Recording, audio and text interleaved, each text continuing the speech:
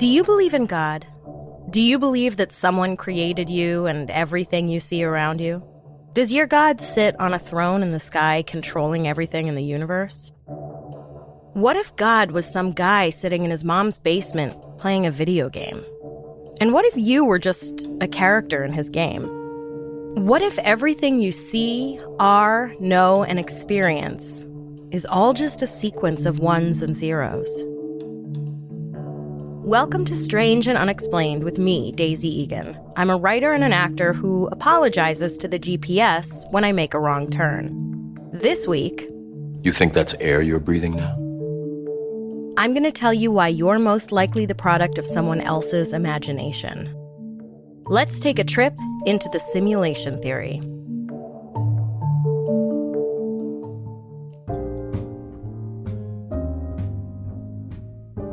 Before we dive into the science of this, and there is a lot of science to this, let's just dip our toes in and get used to the water. In my early 20s, I was really into playing The Sims.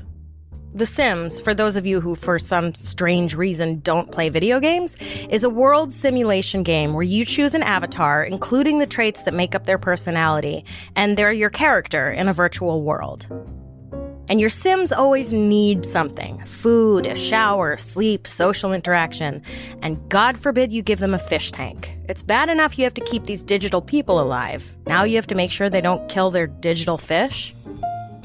Here we are, 20 years later, and according to the PlayStation Store, I can buy hundreds of expansion packs for my Sims, including one that turns them into vampires, one that's centered around getting famous, and several that seem to be all about having to do mundane chores like laundry and vacuuming. And folks, if you ever find yourself wanting to play a video game where you vacuum, please call me and I will gladly talk you off that ledge. Life is too short.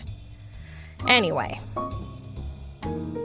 the thing with The Sims and other simulation games is if you truly leave your avatars alone, they'll eventually sort of figure out how to feed and bathe themselves and live a life and die. The characters are designed with some kind of internal alarm that goes off when enough time has passed between meals or naps or pooping. If you, as their creator, don't feed them or put them in their beds or on their toilets, they will try to do it themselves and generally succeed. If you leave them to their own devices, your Sims characters will find entertainment and companionship. Are my Sims from 20 years ago still living out their lives on some server somewhere? Let's say I created a character 20 years ago. Let's call her Bobby. Would Bobby have found a partner? Would she have had children, even though her genitals appear to just be a pixelated blob? Would her children have had children? Put very simply, would they have free will? And what if I, their all-knowing seer who thinks I have free will, am really an avatar in someone else's simulation game? What if I'm playing my simulation game while inside someone else's simulation game? Look, who am I? And I don't mean that in a philosophical sense. I mean, who am I to go around saying maybe we're a simulation? Lord knows I'm not a quantum physicist, or a science fiction writer, or a car designer. That joke will make sense in a minute.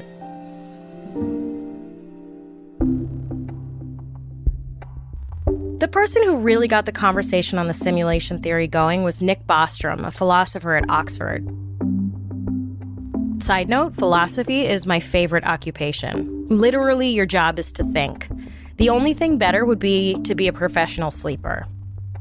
In a 2003 paper, Bostrom asked, what if off in the future somewhere our descendants are running a simulation of us, their ancestors, for whatever reason? They want to see what life was like in the past. They want to try to learn from our mistakes. They're just baffled by our weird-ass choices.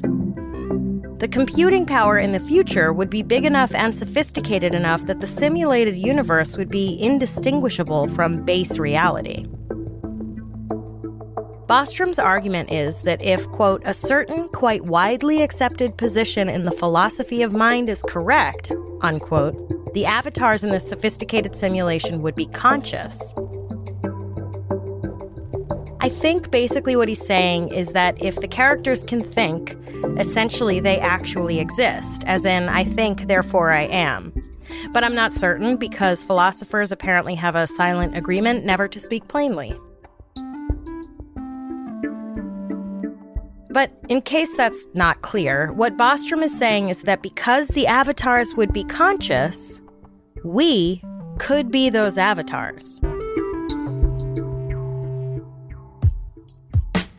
The natural law of Earth says that consciousness can only exist in the body of a carbon-based brain, i.e. you, me, a monkey, a slug, or a flat earther. But just like we defied the law of gravity with airplanes, we defied the law of carbon-based thinking with computers. So, in layman's terms, or at least in gamer terms, the simulation theory goes like this. Imagine it's 500 years in the future, and the hottest new video game is called How We Were. It's like The Sims, but the world and the characters look like how they did in the olden days. You can set it in any time period before the current one. Each character is coded to learn as it interacts with the world, and that includes learning about and already knowing history. So, if you decide to start your game in the year 2021, for example, the world and the characters in it will have just survived the Great Plague of 2020.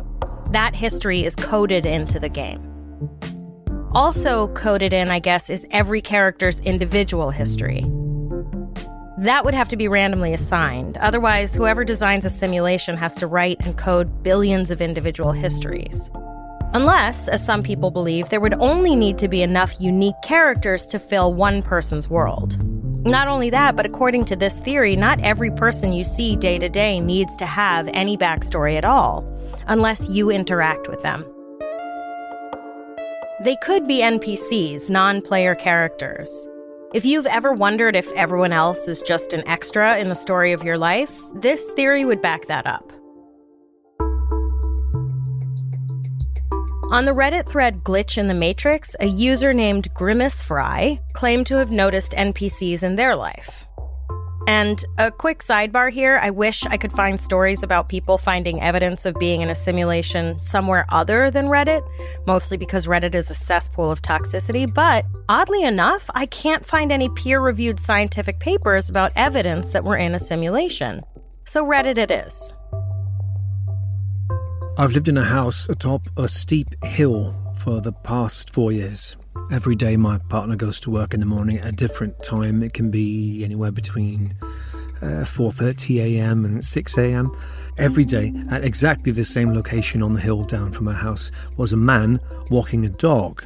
I tend to leave the house anytime between 6 and 8 a.m. and every day at exactly the same location on the hill down, I too saw a man walking a dog, wearing the same thing every day, like he never changed. This started to drive me crazy. Why was he always there at that spot, no matter when I left the house?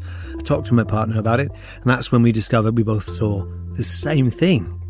I believe that the simulation constructs various animations around us that are triggered by certain things. For example, every day when my vehicle approaches a certain part of the hill, the man with the dog is triggered and now exists in my simulation.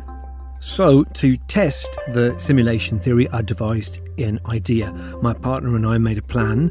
The next morning, we were going to do something unpredictable. We were going to start the car, wind down the window and engage in conversation with the man walking the dog.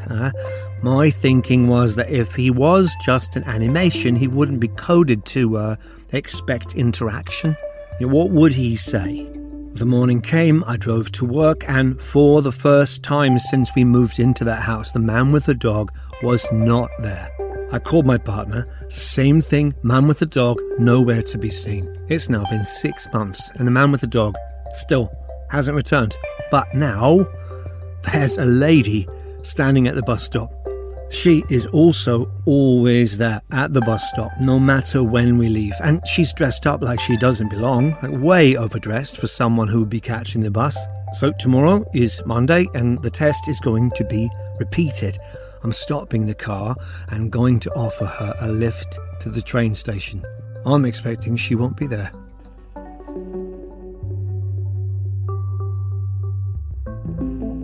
This story highlights another aspect of simulation theory.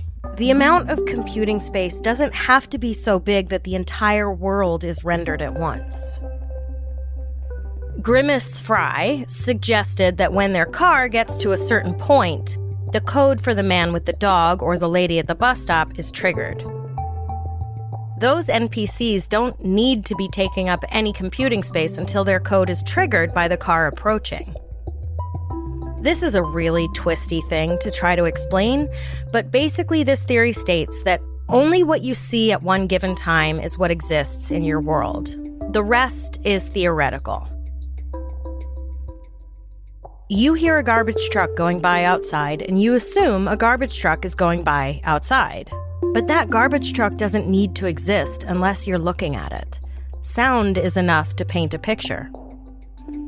But what if, completely unexpected by the person controlling your avatar, you suddenly decide to look out your window at the garbage truck, and it isn't there? A glitch or a bug didn't pick up on the focus of your avatar in time to code the garbage truck where it should have been. And you go, what the fuck? I know I just heard a garbage truck. Am I going crazy? And you call a doctor immediately, and or you Google heard garbage truck, but it wasn't there. And among the answers you might find would be the theory that you're living in a simulation.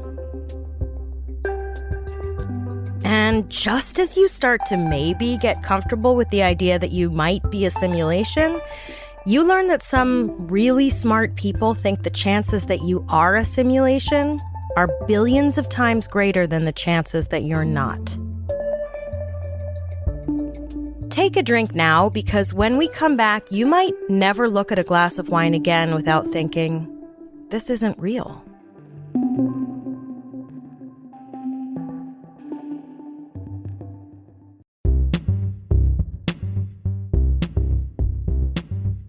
Now listen, I'm not going to pretend to understand the mechanics of this because I don't.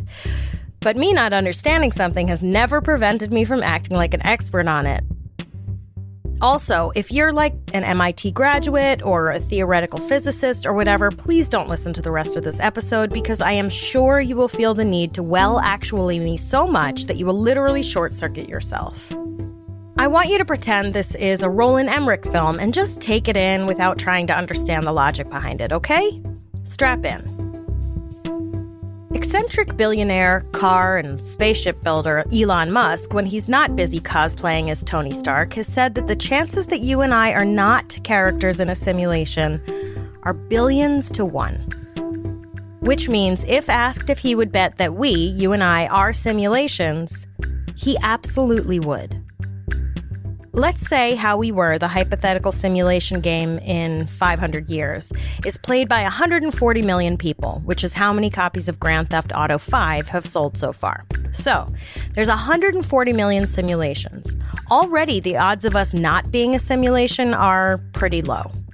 Now imagine at least one character in each of those 140 million games plays their own simulation game. And then their characters play a simulation game. I'm pretty sure that's the definition of exponential growth. And the odds of you and me not being simulations becomes billions to 0.00000001 or something. Here's a good way to picture it. Imagine you plant a seed. The seed grows a tree. That tree grows hundreds of seeds. Those seeds grow hundreds of trees, and on until you have a vast forest of trees. The likelihood of picking that original seed out of all the seeds is almost non-existent.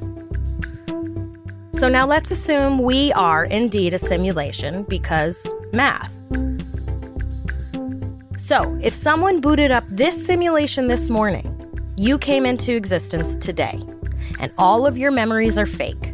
You think you've binged all the episodes of this podcast because you remember doing that last Saturday when you were painting the guest bedroom. But that's just because this podcast is part of your backstory. And so is your guest bedroom. And so is that can of paint. And me. And there's no way for you to know that any of this isn't real.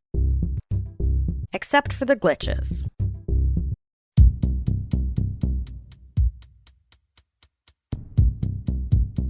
In April of this year, a woman from Arkansas posted a story about herself and her 7-year-old both experiencing a blank nothingness while waiting for her husband in the car. I mean, everything went pitch black for a second, and I had no sense of sound. It was gone as fast as it came, and I thought I had blacked out. Before I could say anything, my 7-year-old son said, "Mom, what just happened?" My heart instantly dropped because there is no fucking way he just experienced the same thing at the exact same time as me, right? Just to make sure I didn't put anything into his head, I asked what he was talking about. He said, word for word, "It was totally dark for a minute and I couldn't hear anything." I immediately rolled down my window and looked everywhere for some kind of explanation. A blimp, a plane, a cloud, a bird, even though I knew none of that could explain what we had experienced. But there was nothing. Not a single thing in the perfectly blue sky. There was a man fixing his car right next to us, and he was completely unfazed, so I don't believe he experienced it. Her post has dozens and dozens of comments from people claiming they experienced similar things. One person said they almost ran into a herd of deer on the road, everything went black, and the next thing they knew, they were on the other side of the herd of deer as though they had somehow driven right through them with no consequences. Now look, these stories are anecdotal, and these people could just be making it all up. I do tend to give people the benefit of the doubt, to a fault. But I also wonder why someone would bother making up a story on some obscure Reddit thread. Do people really have that much time on their hands? Then again, that seems to be what a lot of people use message boards for, right? Creating different versions of themselves, pretending to have a life that's more exciting or interesting. I suppose one could say these people are almost creating a simulation of themselves.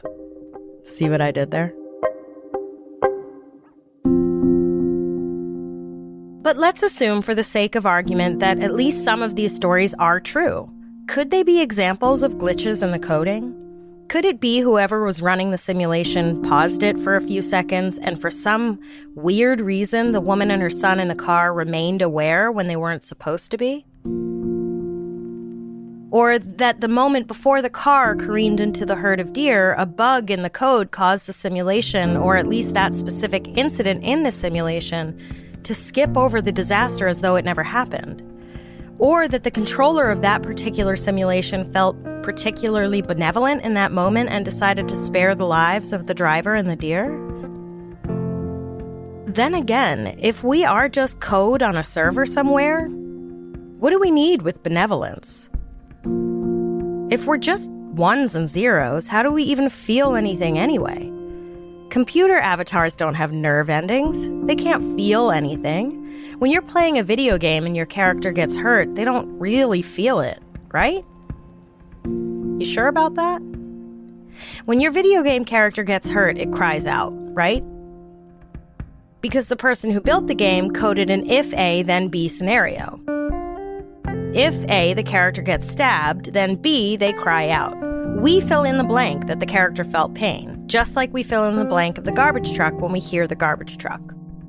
But what if, for the character in the game, what if whatever code it is that triggers them crying out in pain actually feels like pain? What if what you and I experience as pain is just a computer code? And if our physical sensations are just code, so are our emotions. What is the computer code for love? When your heart breaks and you want to die, what is the sequence of ones and zeros that creates that feeling? And just in case your brain isn't twisted inside out enough, who is it that's deciding how and what we feel? And where are they? And where are we? If we really are just avatars in a glorified video game, where does the text box pop up that says you are leaving the playable area? Some people have claimed to have tried to get to the edge of the simulation and have lived to tell the tale.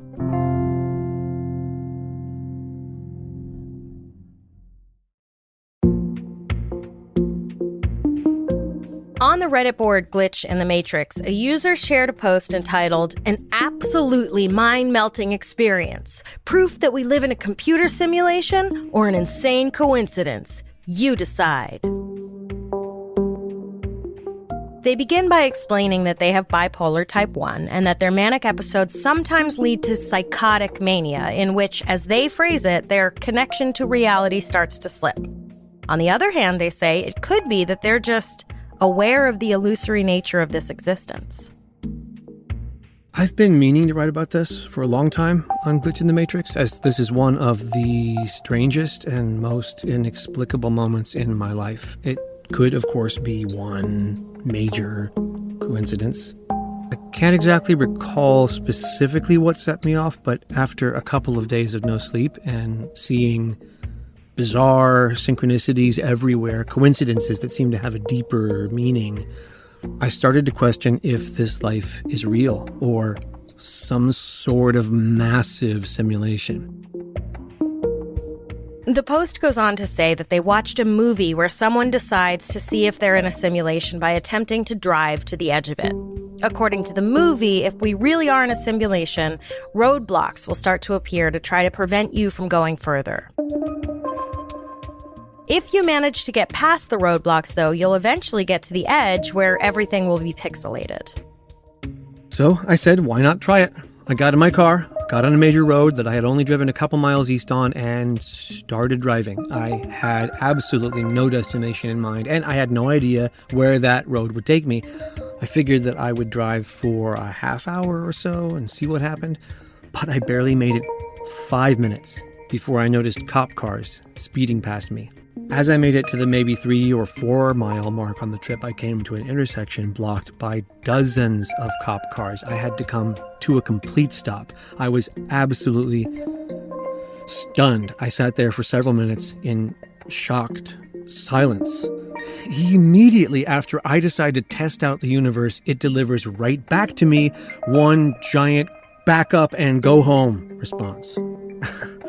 As I sat there, a policewoman walks up and informs me that a shooting had just occurred a few minutes ago, like right before I had started driving, almost as if the designer of the simulation said, "Oh, fuck, we have another runner, better throw up a roadblock fast." I considered going around the incident and then continuing, but at that point my mind was too thoroughly fucked with to continue. I decided to go home.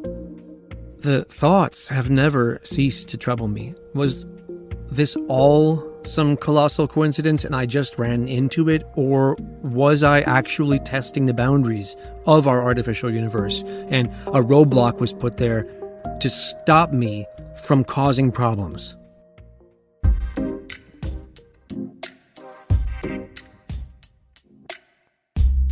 Okay, so you know what I have, right?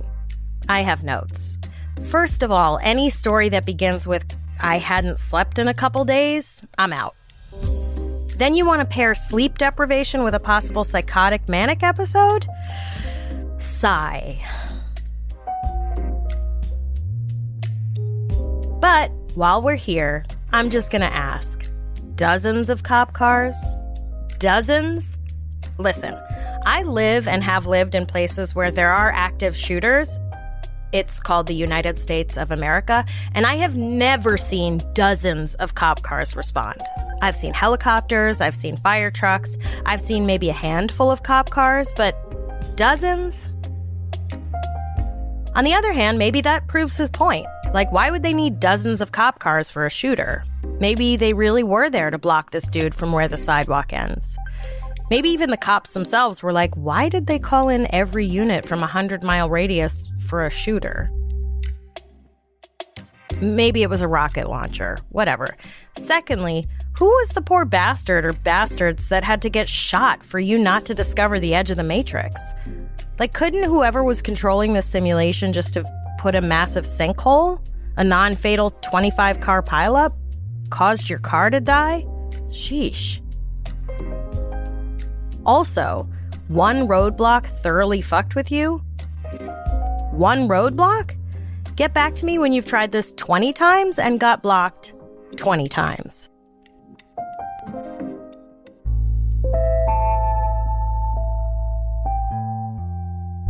It's possible that the reason we haven't reached the outer edge of our simulation is because the designers keep expanding it as we expand our reach.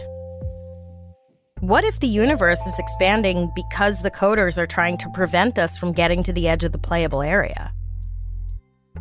Neil deGrasse Tyson, who I've acknowledged before is problematic but is also super smart and has an incredible ability to explain things in an easily digestible way, Neil deGrasse Tyson believes there's a good chance we're living in a simulation. Tyson posited, however playfully, that perhaps the reason we can't go faster than the speed of light is because the speed of light is actually the speed at which the simulation is advancing. Maybe if we managed to go faster than the speed of light, we would hit the edge of our simulation. You know who else thinks we might be a simulation? Bill Nye. Bill Nye, the science guy. Nye says if we aren't a simulation, it means something catastrophic has happened to humanity and it got wiped off the Earth completely, which is a heady concept, but put more simply, it means the way technology is advancing, it's inevitable that humans will create simulations that are so lifelike that the characters in it won't know they're in a simulation. So if we aren't currently a simulation, it means that technology stopped advancing, which would take something pretty awful to bring about.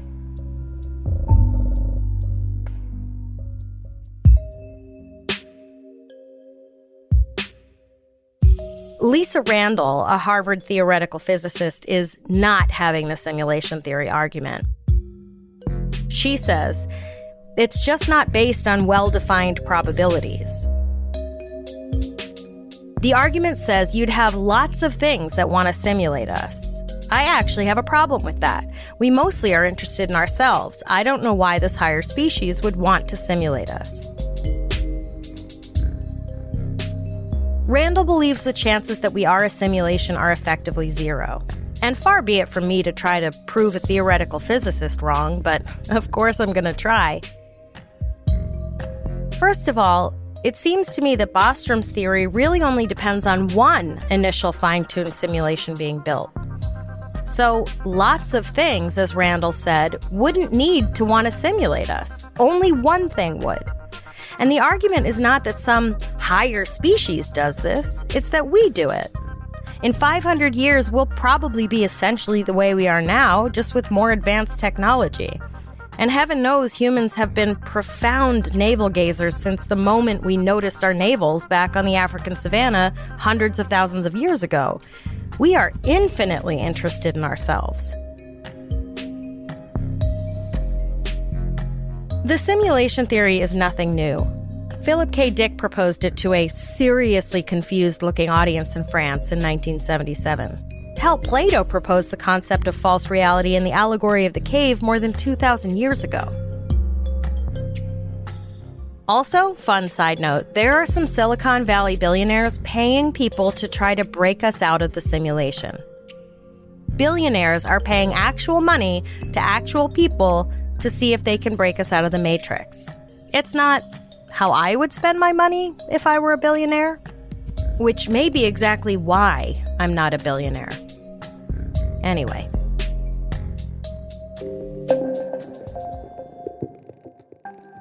They say what truly sets humans apart from other animals is our ability to be self-aware.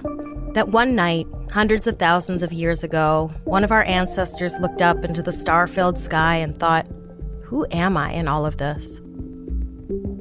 And if all of this leaves you two wondering what the point of life is, remember this.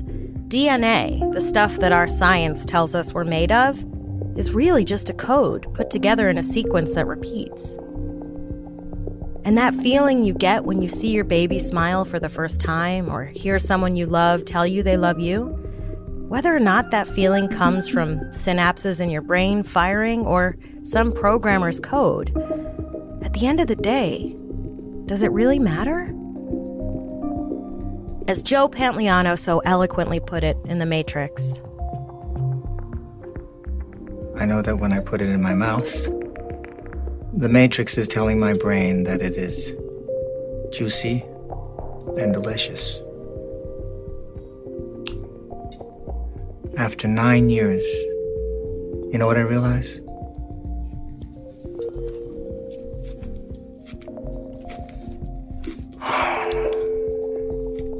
Ignorance is bliss. wherever or whoever you are, here you are. How you got here is irrelevant.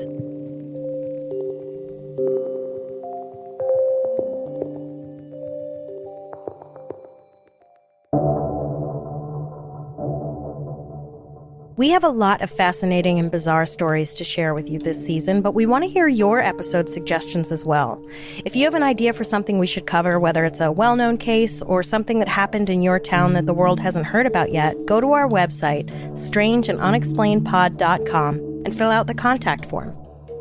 This episode was written by me and researched by Jess McKillop. Our voice actors for this episode are Luther Creek and Lauren Hooper.